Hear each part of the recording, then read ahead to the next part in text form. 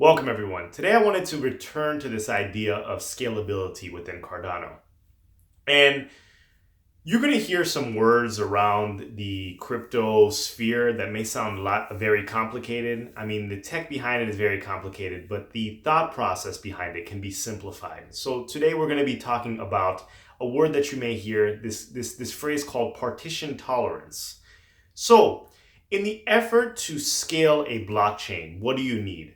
When you look at a cryptocurrency like Bitcoin, in order for transactions to be validated on a block, all the transactions need to go to all the nodes or all the miners. Everyone needs to acknowledge that these transactions happen within the system in order for it to create that block and move forward within the ledger. This is great. This is secure. And right now, this is the best model that we have as far as the most secure blockchain that we have. But what if you could split this process up, so that not every single person has to validate the exact same block? So basically you can scale, but at the same time you can maintain the security of the network. For example, let's say we're in school. You have 2,000 people in school. Everyone is at an assembly. And let's say that, you're at, someone is throwing a basketball in the hoop. All 2,000 eyes have validated that, person A, we'll call him John. John shot a shot from half court, made it into the basket. All 2,000 people that are inside that assembly saw that John shot a basketball from half court and made it into the basket. But was it really necessary to call every single person out of their classroom and say, everyone, let's meet at the assembly hall and watch John shoot a 3-point basket? What if you could take some of those people and validate that? Because even if there were 1,000 people, they would have seen that John shot the ball in the basket. Maybe they recorded it on their phones and transmitted the data later on to the other 1,000 people that did not see it. The key is, you need to have a certain number of nodes to ensure transactional security.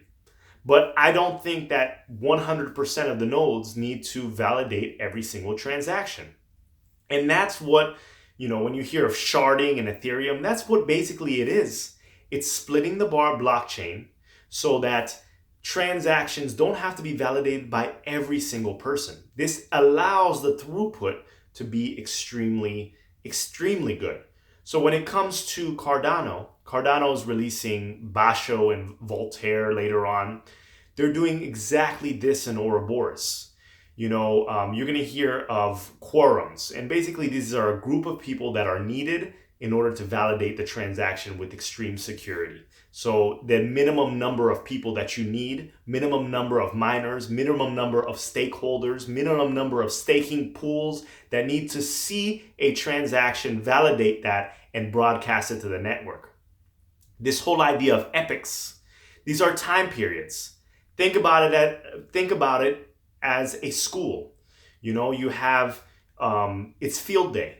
You have people in the assembly hall that are watching people play basketball. You have people outside that are watching people run track. You have people outside that are throwing tennis balls at a dunk tank. And everyone is recording with their cell phone and broadcasting it to the network.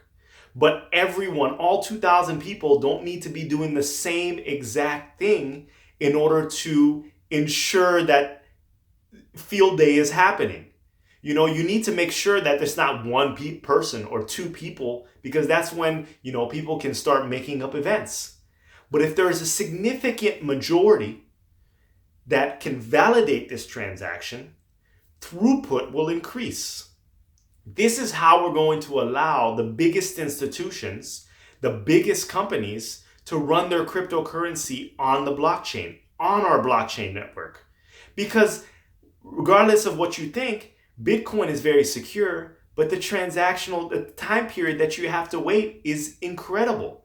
Even with Lightning Network, they're trying to basically partition the Bitcoin network. But it's not it's not scalable. It's not scalable. You know, it's fine if you're buying a luxury car or a house or a yacht to sit with the dealership and, you know, wait your 10 minutes for the block to be broadcasted to the network, or wait even an hour or 2 hours, or, you know, wait a couple days. But we're talking about everyday transactions here. What if we need to change our Cardano into the local currency, into the euro? We're traveling to Europe. Am I going to wait at the airport for, I don't know, 10 minutes if the network is delayed, an hour, 2 hours? I need it now. I need it now. So this idea of splitting it into epochs, and there are going to be slot leaders within the epochs, basically that's the person that's filming, and everyone else is filming within it. And once they determine that the majority, the needed majority is watching that particular block, it is just as good as the Bitcoin network. So you don't need, because once there are going to be a lot of people participating within the Cardano ecosystem. Like I said from this school example, do you need 1,000 people? Do you need 2,000 people verifying your action? All the entire school verifying everything that happened at the school? No. Life is partitioned. You know, think about high school. There's a yearbook committee. They send out people to go to the drama club, to go to band, to go to the football team. It's not one person or the group of people doing the exact same thing at the exact same time. Think about a newspaper. Is it one person writing, all of the same people writing the same articles, publishing the same sections? No, everyone's in charge. They have their group, they have their team, and they go and they disperse. You have the sports guy, you have the business guy, you have the world events guy, you have the stocks guy.